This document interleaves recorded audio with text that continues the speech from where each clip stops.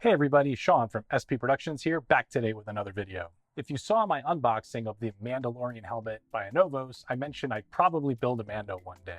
Well, that day has come.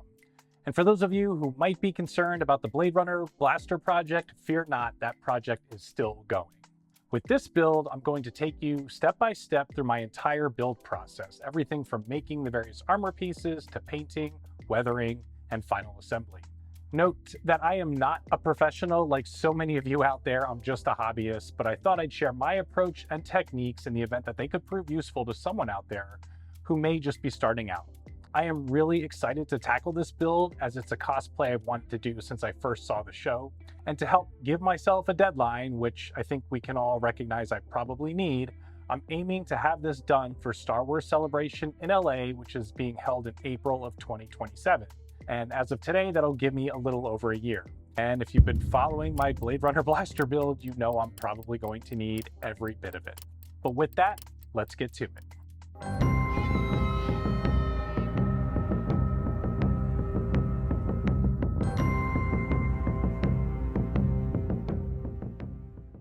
So when I'm first starting a build, I typically begin with what I call the R&D phase. And while R&D typically means research and development, in this case, I use it to mean research and deciding.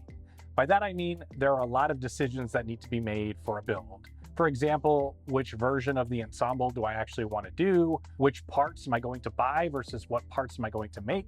What kind of functionality do I want, like electronics, sound effects, maybe a voice changer? What props do I want to go along with it? There's a lot of things that could go along with this ensemble. And with any of my projects, I like to focus on learning at least one new skill. For this project, that'll be 3D printing and finishing the armor. So let's jump into some of the decisions I've made. The first thing I need to decide is which version of the costume I want to do, because there are a few. In Season 1, we see that pre-Beskar in Chapter 1, and even Beskar armor later in the season. Season 2 has full-up Beskar. There's the Book of Boba Fett look, Season 3 look, and with the pending release of the Mandalorian and Grogu movie, maybe there might even be something new in there.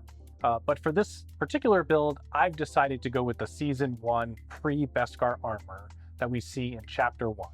And while I think we can all agree that Beskar is pretty cool, I just love the weathered and pieced together look we see in those early episodes. I'm not gonna lie, I am very intimidated by this project given its complexity. There are multiple elements in different mediums, such as the fabric for the flight suit, the boots, the helmet, the armor, there's leather pieces, weapons, props, plus an extremely intricate paint job with detailed weathering.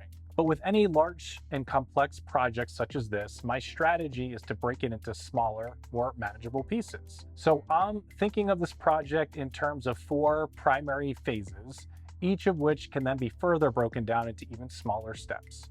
So to start phase 1, I'm just going to start with building and finishing a wearable costume. And within that, you could even break it down even further, like the helmet, the boots, the flight suit, making armor, painting the armor, attaching the armor to the flight suit, the leathers, putting everything together. There's a bunch of different phases you could break this up into. For phase 2, I'm going to be focusing on obtaining Costume Club approval. Now, one of the cool things with this costume is that you can get into some of the big Star Wars costuming clubs if that's something that interests you. And I'll take you through that entire process as part of this build. And for phase 3, I'm reserving for weapons and props, which are typically optional for basic costume approval in the different costuming clubs. And in there, we could be doing anything from the pistol, the grab charges, the tracking fob, the boot knife, the rifle, the bounty puck. I mean, there's a bunch of awesome props and weapons that go along with the Mandalorian. And potentially a phase 4 for this project could be advanced costume club approval, but for that, we'll see. Now that I know which version of the costume I'm going to be making, and I have a rough outline of the steps to get there, the next thing is research, research, research. Gathering photo reference, studying the construction of the costume, reading tips from other builders can all be very helpful in tackling something as complicated as this. Now, some of my favorite websites for Star Wars related props and costumes, and I'll include links below, are the Replica Prop Forum, also known as the RPF, the Dented Helmet, which focuses on bounty hunter costumes, the Bounty Hunters Guild, the BHG, which is part of the 501st.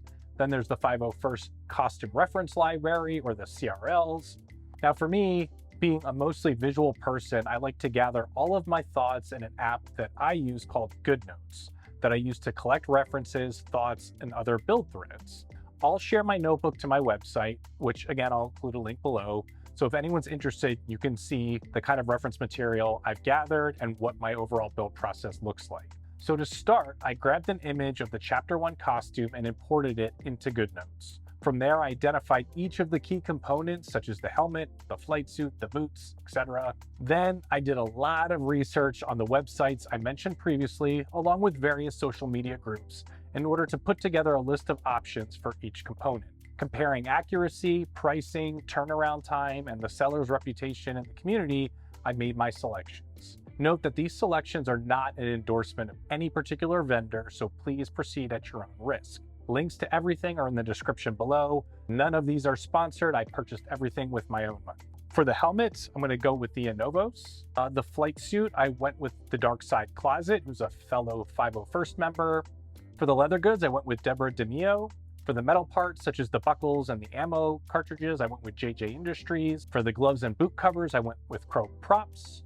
For the armor, I'm using files from Great Ape, which will be 3D printed and painted by me, I hope.